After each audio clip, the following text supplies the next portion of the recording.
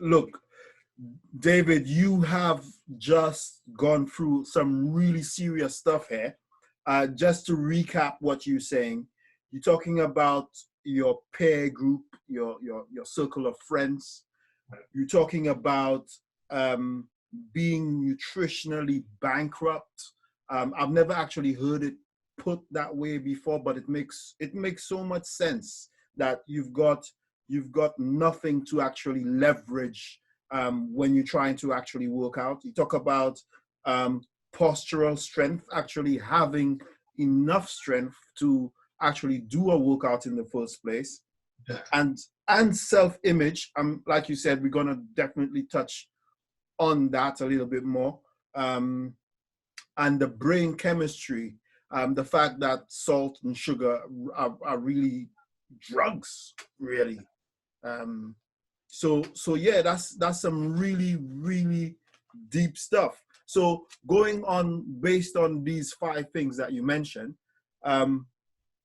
how do we overcome these things? How do we overcome these challenges? For me, the peer group thing is it's not like, sorry guys, I don't really want to be your friends anymore because you keep me back, sort of thing. How do I deal with that? And these are the challenges. Yeah, well, I think it's it's finding the peer support one was a hard one for me because and it's a hard one for people, especially if it's in your family. Like you just can't leave the house.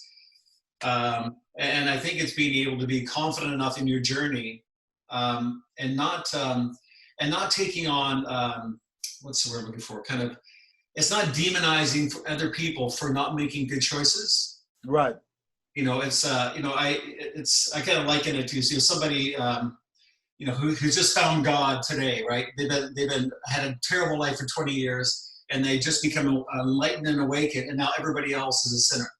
You go, man, you just make people angry when you do that. It's just, if you found this new way. Sorry, go ahead. I'll give you another example. You being a former smoker, you should know this one. So you've just decided to stop smoking, and you could smell it everywhere, and then turn up your nose in disgust at everybody else. You're only doing it yourself 2 weeks ago. Exactly, right? Yeah. I wrote about this numerous times over the last couple of years. And I said, we want to be able to be graceful enough in our journey to give people the time to figure it out on their own. But I think part of the peer support piece, and this is what I really talk to people a lot about, is that when you're on this journey, and though it's challenging because you might be alone in it, think about how many people you will inspire by your willingness to dig into it and change. How many people, how many lives would you potentially save because you're willing to dig in and make this work, right? So don't demonize anybody else, even if it's inside your own family. Have your own path. Don't make comments about what they're doing. Let them do their own thing, right? They'll come around and they'll be inspired by you, but they won't be inspired if you're just poking everybody in the eye, telling them, what a disgusting thing they're doing and how terrible it is. As you said, with the example of the smoker. Yeah, I mean, and that's it's got to be kind of done gracefully and with a big understanding of, it took me 20 years to figure it out. I think I should have the I should be able to give you at least a month or 2 to figure it out on your own. Mm-hmm. So being non-judgmental, yeah, absolutely, would be a part of it.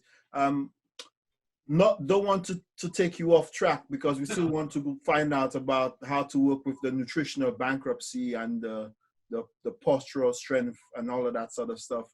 But I just want to comment on veganism as a way of life, and that I get the impression from a lot of vegans that they somehow are being judgmental to non-vegans, and that's putting people who would like to be vegan or think about being vegan off.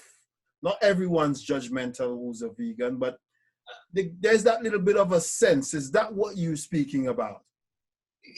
Yeah, I mean, it's, yeah, exactly. I think the point is that when we adopt an idea, and we'll call veganism like an ideology, when we adopt an idea, if it's done from an emotional standpoint, and we feel like, okay, this is the thing, we lean into, when we adopt an idea so aggressively, and we have that judgmental part against other people. We know, and this is a Carl Jung thing, right? This is a kind of a psychological thing. When I'm judging somebody else, it's my own criticism of myself is what's showing up. Right. When I'm judging somebody else about their lifestyle, it's because I don't feel good about me. There's something in me that's the problem. I'm just projecting it on you. Right. Right. So, and that's been known for, for centuries. That conversation's been around a long time. But the great philosophers and psychologists of the 19th century, they talked about, and especially Carl Jung, and I think his quote shows up quite a bit. It says, basically, what irritates me about you just illuminates what's going on inside of me. There's an old saying: when you point at someone, there is 4 fingers pointing back at you. Exactly.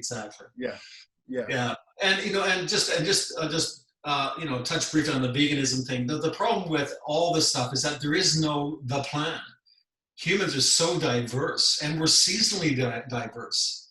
It's way more complicated than you think. But for myself, I try to push people back in history as far as I can and say, what is our cultural identity around diet? What is our cultural identity around food? What is our seasonal identity when it comes to food and lifestyle? There's so many things that have been in place for thousands of years. We've disrupted it in the last 100, which has, of course, caused all sorts of mayhem. And, there's some real basic fundamental truths, and they're more about our ancestry and the way things used to be that I try to take people back to that seem to be more relevant. Fantastic. So tell me about... Thanks for watching this video. If you've got any questions that you'd like our experts to answer, please leave them in the comments below.